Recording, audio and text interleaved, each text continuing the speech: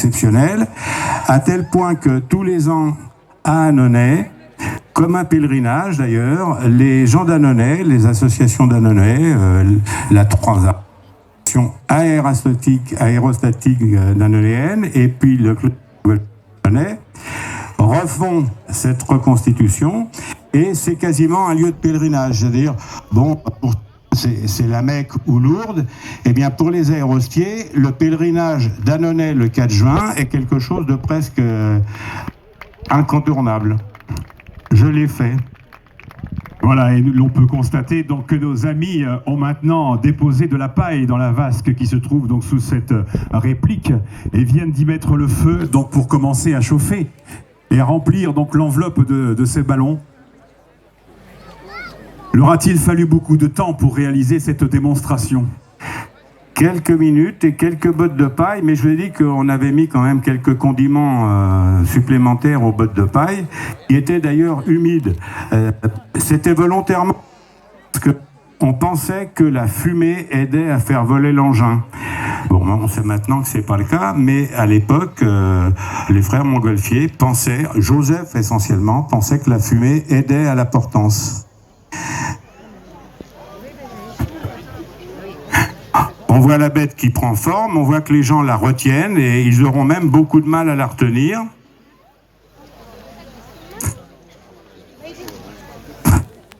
Ça sent un peu la fumée, mais ça sent pas la viande avariée, alors que pour les gens de 1783, c'était le cas. Hein. Et est-ce qu'il a fallu beaucoup de personnes pour aider donc les frères de Montgolfier à cette réussite ? Eh bien, pour le premier envol, pour l'envol officiel de Séraphine, puisque Joseph l'avait baptisé Séraphine, c'était bon un souvenir d'amour de jeunesse. Enfin, on va pas s'étendre là-dessus. Lui peut-être, je sais pas. Enfin bref, bon.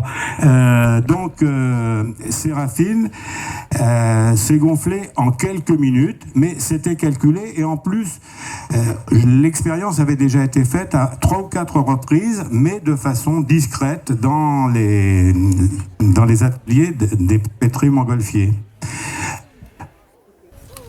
Et tout à l'heure, on parlait donc de la famille des frères de Montgolfier. Est-ce que c'était des gens cultivés? Est-ce que c'était des gens instruits pour réaliser et inventer cette montgolfière? Ah bah, l'invention est due au génial Joseph, qui n'était pas très instruit, qui avait l'orthographe approximative, mais qui était génial. Par contre, son frère était architecte, il avait des frères prêtres, enfin, c'était une famille aisée de la haute bourgeoisie, et surtout, Pierre Montgolfier avec une excellente réputation. Alors, si tu voulais bien, Thierry, c'est un moment qui est émouvant, et j'aimerais que nos amis, comme moi, aient le cœur qui grossit en même temps que l'enveloppe, parce que c'est un moment irremplaçable, inoubliable.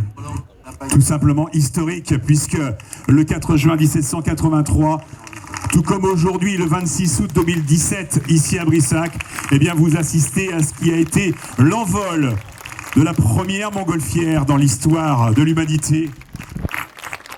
Et dans quelques minutes, eh bien, vous allez la voir donc s'élever dans le ciel de Brissac.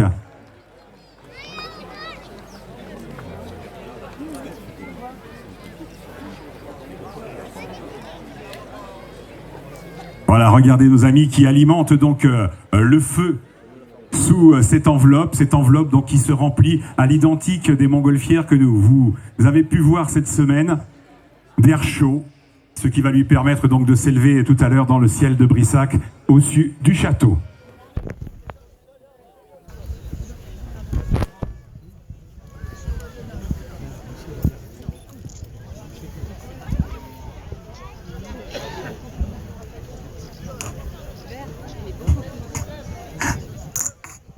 Alors une amicale et affectueuse pensée quand même pour nos amis, parce que si vous avez chaud là où vous êtes, ils ont encore plus chaud là où ils sont.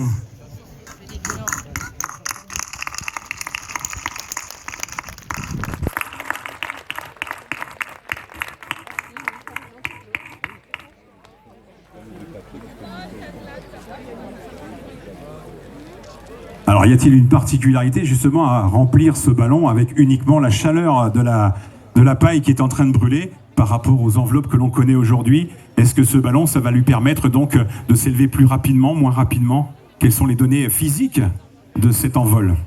Ah, bah, disons que... Ah, sois sympa, Thierry. On regarde et puis après, je te promets, je répondrai.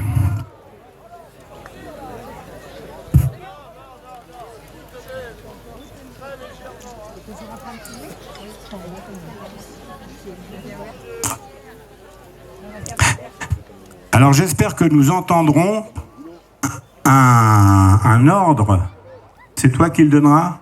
Un ordre qui va se répéter, se perpétuer pendant des siècles, jusqu'à nos jours. Et je ne dis pas, vous écoutez. Je vais demander à monsieur le directeur des vols de la manifestation l'autorisation de décoller. Vous l'avez, vous pouvez décoller. Merci, monsieur le directeur.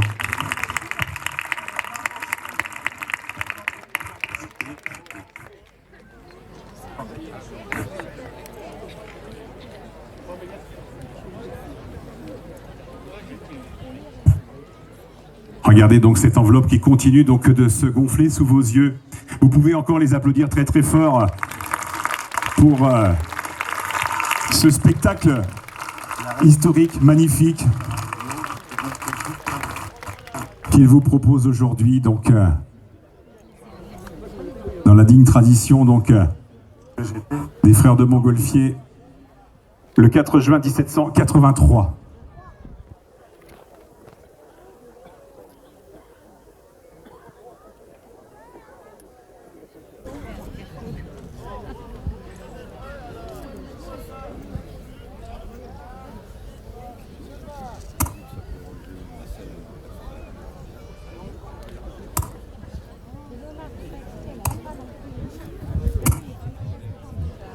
Allez, quelques secondes de patience et vous allez entendre l'ordre donné par l'un des frères de Montgolfier.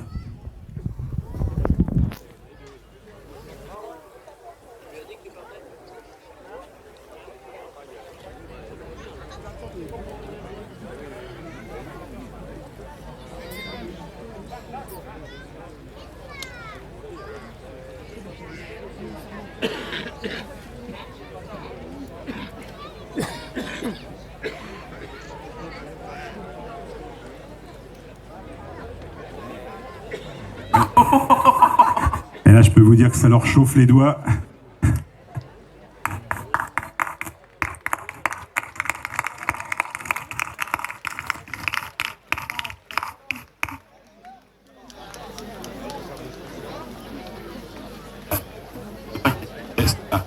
Plus moi, la Pâque. Il y avait une...